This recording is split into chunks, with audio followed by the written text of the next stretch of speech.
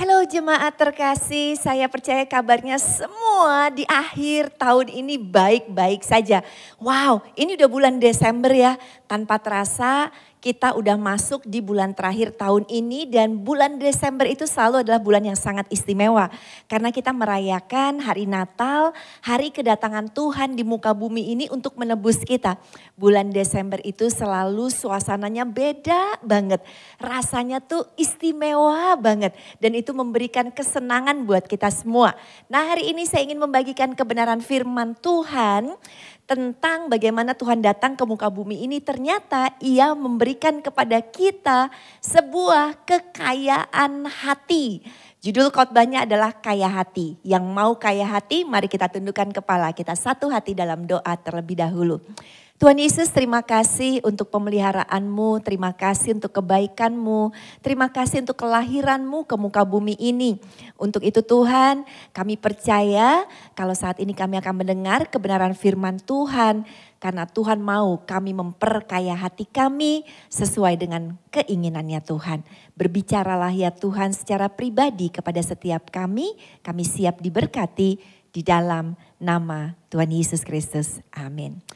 Wow, kalau mendengar kata kaya, semua orang pasti kepengen. Siapa sih yang gak kepengen jadi orang kaya? Jujur kita semua pasti langsung bilang mau banget jadi orang kaya. Apakah menjadi kaya itu satu hal yang salah? Kekayaan pasti didambakan setiap orang. Bahkan sampai-sampai orang melakukan banyak cara untuk supaya menjadi kaya. Menjadi kaya tidak salah.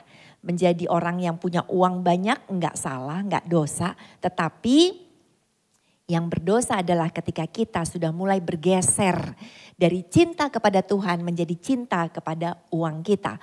Sehingga banyak orang melakukan banyak kejahatan masuk di dalam jurang dosa akibat kepingin untuk menjadi kaya. Untuk itu Tuhan di bulan ini kita tahu Tuhan memberitahukan kepada kita arti kedatangan Dia adalah bukan supaya kita fokus dengan kekayaan dunia, tetapi Tuhan mau kita fokus dengan kekayaan surgawi.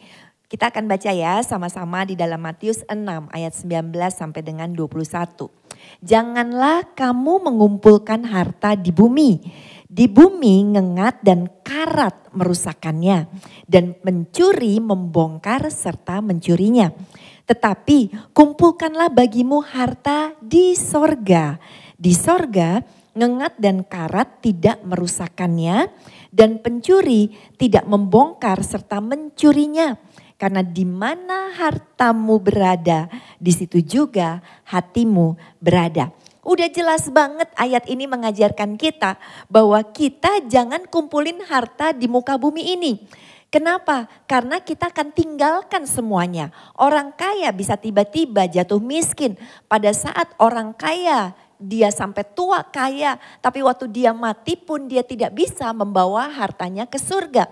Untuk itu Tuhan dengan gamblang menjelaskan kepada kita, kumpulkanlah bagi kita yaitu harta di sorga. Karena di sorga itu sifatnya kekal. Tidak akan ada pencuri yang membongkar harta kita di sorga. Tidak ada ngengat, tidak ada karat. Dan ini yang harus kita lakukan yaitu menjadi kaya di sorga, menjadi kaya dengan kekayaan sorgawi kita. Satu ayat lagi kita mau bahas yaitu kita ambil dari 1 Timotius 6 ayat yang ke-17 sampai dengan ke-19. Peringatkanlah kepada orang-orang kaya di dunia ini agar mereka jangan tinggi hati dan jangan berharap pada sesuatu yang tak tentu seperti kekayaan. Melainkan pada Allah yang dalam kekayaannya memberikan kepada kita segala sesuatu untuk dinikmati. Peringatkanlah agar mereka itu berbuat baik, menjadi kaya dalam kebajikan, suka memberi dan membagi, dan dengan demikian mengumpulkan suatu harta sebagai dasar yang baik bagi dirinya di waktu yang akan datang untuk mencapai hidup yang sebenarnya. Diajarkan di sini bahwa kita itu harus menjadi kaya dalam perbuatan baik kita, dalam kebajikan. Kenapa? Karena itu yang lebih penting bagi Tuhan untuk kita memperkaya hati kita. Ada satu quote yang berasal dari Roy T. Bennett. Dia berkata, "You are not rich until you have a rich heart." Mau seberapa banyak pun kekayaan duniawi kita nggak akan jadi orang kaya sampai pada saat kita memiliki hati yang kaya. Barulah kita bisa disebut sebagai orang yang kaya. Untuk itu kita mau belajar untuk bisa menjadi orang yang kaya hatinya. Nah, ciri-ciri orang yang kaya hati itu seperti apa sih? Yang pertama, cirinya orang itu pasti baik hati. Orang yang kaya hati pasti hatinya baik karena hatinya penuh dengan kasih. Orang yang penuh dengan kasih enggak akan tahan tuh kalau tidak memberi. Orang yang penuh dengan kasih enggak akan tahan untuk tidak berbuat baik, untuk mengadakan kebajikan. Udah pasti. Jadi waktu kita mau menjadi orang yang kaya hati, sudah pasti kita itu hatinya adalah baik hati, penuh dengan kasih Tuhan. Kembali lagi kepada ayat yang tadi kita baca, 1 Timotius 6 ayat 17 sampai 19, dikatakan juga di situ adalah peringatkanlah kepada orang kaya agar mereka jangan tinggi hati dan berharap kepada sesuatu yang tidak tentu, yaitu kekayaan. Kita belajar kekayaan itu berarti nggak tentu. Bisa punya hari ini, bisa hilang besok hari. Tetapi kita disuruh berharap kepada Allah yang dalam kekayaannya memberikan kita segala sesuatu untuk dinikmati. Dan kita diperingatkan di sini supaya kita berbuat baik. Menjadi kaya dalam kebajikan. Suka memberi dan membagi. Berarti kita orang Kristen harus selalu terus berbuat baik dalam kehidupan kita. Tuhan bilang janganlah engkau jemu-jemu berbuat baik. Artinya begini, selagi masih ada kesempatan, yuk saya mengajak kita semua untuk terus berbuat baik dalam kehidupan kita. Yes, berbuat baik adalah sebuah kesempatan. Kenapa? Karena bisa saja satu saat kita ingin berbuat baik kepada orang, tetapi kita nggak punya kesempatan itu. Entah kita udah nggak punya lagi harta, entah mungkin kita tergeletak sakit, mau menolong orang nggak bisa, atau mungkin orang yang ingin kita tolong sudah tidak ada lagi. Nah saat ini kesempatan masih terbuka lebar di depan kita. Yuk berbuat baik. Sayangnya banyak orang Kristen itu bukannya berbuat baik malah menjadi penjahat atau menjadi batu sandungan buat banyak orang. Nah berbuat baik itu bukan supaya kita masuk ke surga. Kita tahu Tuhan Yesus datang ke muka bumi ini memberikan keselamatan. Kita bisa masuk surga bukan karena perbuatan baik kita, jangan salah.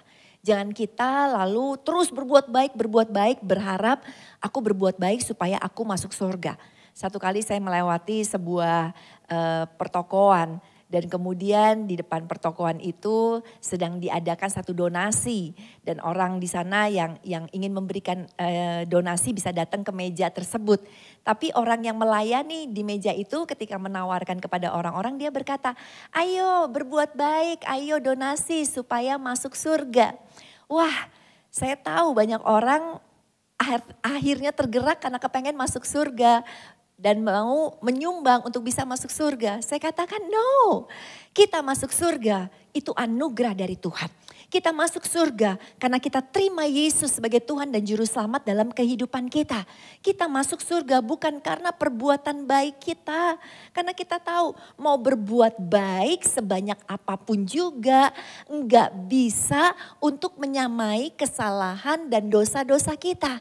Tetapi oleh kasih Kristus, kehadirannya, kelahirannya, kematiannya, kebangkitannya, kita masuk ke dalam surga. Nah, berbuat baik adalah mengumpulkan harta di surga. Jadi udah masuk surga dulu dan kita sedang mengumpulkan harta kita di surga dengan berbuat baik. Untuk itu ayo jangan pernah berhenti berbuat baik. Jangan pernah jemu-jemu untuk berbuat baik. Ada satu quote juga yang bagus sekali dari Mother Teresa.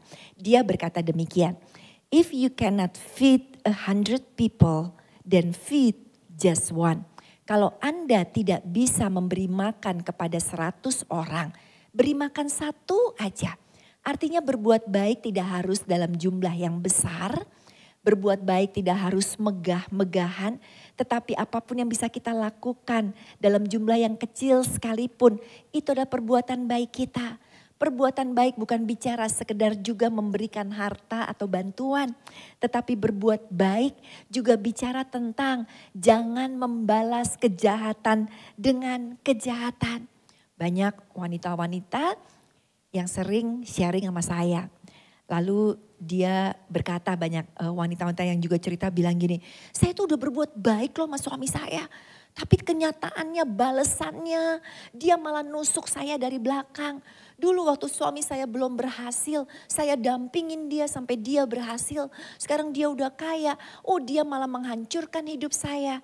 Dan saya katakan, Tuhan perintahkan kita untuk terus berbuat baik. Dan ada yang bilang, gimana mau berbuat baik, dia jahat. Aduh pokoknya gak bisa deh, pengennya balas dendam. Terus saya ingatkan lagi, coba lihat di dalam Lukas 6 ayat ke-32 sampai dengan 33. Dan jikalau kamu mengasihi orang yang mengasihi kamu, apakah jasamu? Karena orang-orang berdosa pun mengasihi juga orang-orang yang mengasihi mereka. Sebab jikalau kamu berbuat baik kepada orang yang berbuat baik kepada kamu, apakah jasamu? Orang-orang berdosa pun berbuat demikian. Artinya kita gak ada perbedaan dong sama orang-orang yang belum kenal Tuhan. Kalau orang-orang belum kenal Tuhan, mereka akan berbuat baik sama orang yang baik sama mereka. Kalau kita juga lakukan itu, kata Tuhan, apa jasa kita? Enggak ada perbedaannya. Orang gak kenal Tuhan gak punya kasih. Tapi waktu ada orang baik sama mereka, mereka juga bisa berbuat baik sama orang tersebut. Kita punya kasih. Ini yang membedakan kita supaya kita terus bisa berbuat baik dan tidak membalas kejahatan. Ayat selanjutnya Lukas 6 ayat 35 dan 36 berkata, tetapi kamu kasihilah musuhmu dan berbuat baiklah kepada mereka. Dan pinjamkan dengan tidak mengharapkan balasan. Maka upahmu akan besar dan kamu akan menjadi anak-anak Allah yang maha tinggi. Sebab Ia atau Tuhan baik terhadap orang-orang yang tidak tahu berterima kasih. Dan terhadap orang-orang jahat. Hendaklah kamu murah hati sama seperti Bapamu adalah murah hati. Lihat, Tuhan ngajarin kita kalau kita mau berbeda dengan orang-orang di muka bumi ini, yang harus kita lakukan adalah tetap berbuat baik sekalipun orang itu jahat sama kita. Tetap berbuat baik sama musuh kita. Tetap berbuat baik sama pasangan hidup kita yang mungkin belum sayang sama kita atau bahkan masih menyakiti hati kita. Tetap berbuat baik sama mertua kita mungkin yang perkataannya tajam sekali. Yang perkataannya menusuk kita. Tetap berbuat baik sama ipar-ipar kita yang mungkin belum dalam Tuhan. Yang mereka mungkin kerjanya terus saja merendahkan kita. Tuhan suruh kita. Waktu kita berbuat baik sama mereka yang jahat sama kita, barulah kita luar biasa. Barulah kita bisa disebut kita anak-anak Allah yang maha tinggi. Karena Allah sendiri melakukan hal tersebut. Dia tetap baik tuh sama orang jahat sekalipun. Dia tetap sayang. Dia gak ngebeda-bedain kok. Matahari tetap terbit bagi orang jahat. Hujan tetap dikasih bagi orang jahat. Kehidupan tetap dikasih. Nafas, udara segar tetap Tuhan kasih. Segala sesuatu tetap Tuhan berikan. Kenapa? Karena Ia Allah yang penuh dengan kasih. Allah yang murah hati. Hari ini yuk belajar untuk menjadi orang yang kaya hati. Yaitu hatinya penuh dengan kebaikan. Saya baru saja ditinggalkan oleh anak rohani saya yang saya kasihi. Namanya Jimmy Jusman. Jimmy Jusman ini adalah seorang atlet biliar nasional, bahkan internasional. Dia sudah mengharumkan nama bangsa Indonesia di kejuaraan-kejuaraan dunia. Bahkan kalau di Indonesia sendiri dia sudah memenangkan medali-medali di PON, baik medali emas, medali perak, berbagai macam kejuaraan. Dia itu sangat disegani, dia itu sangat pinter, dia itu sangat master sekali di dalam permainan biliar ini. Tetapi bukan sekedar dia sangat jago dan disegani dan ditakuti oleh musuh-musuhnya ketika mereka bertanding biliar dengan dia.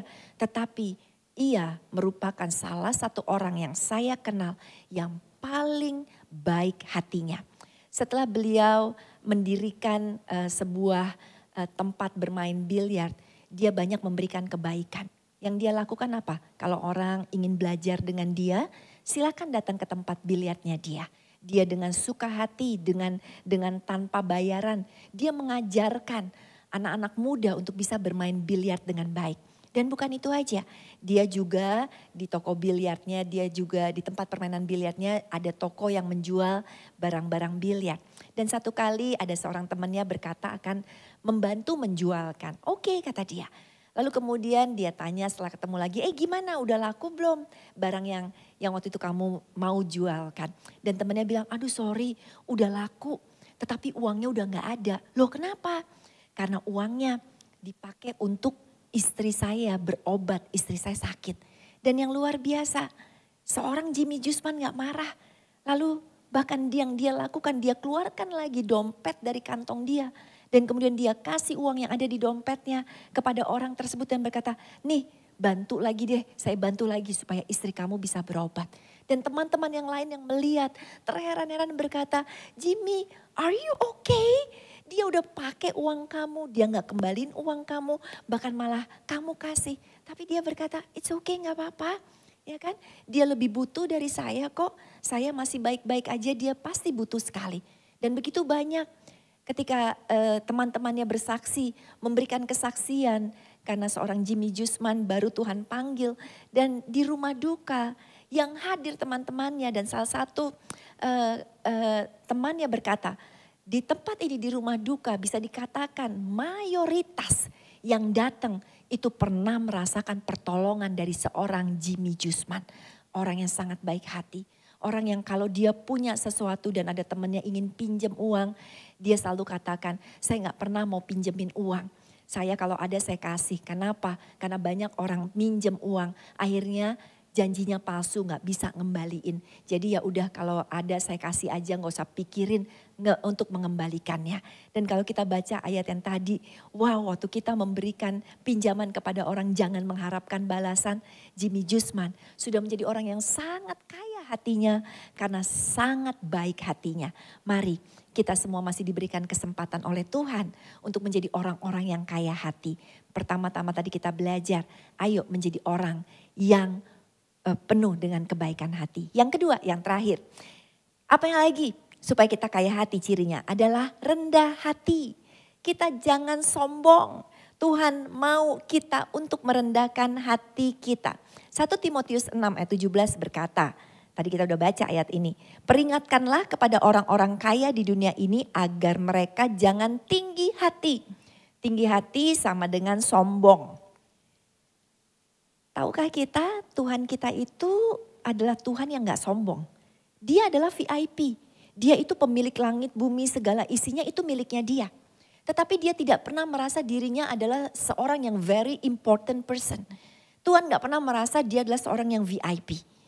Tuhan bahkan datang ke muka bumi ini, meninggalkan segala kekayaannya, turun ke muka bumi untuk lahir di dalam kesederhanaan.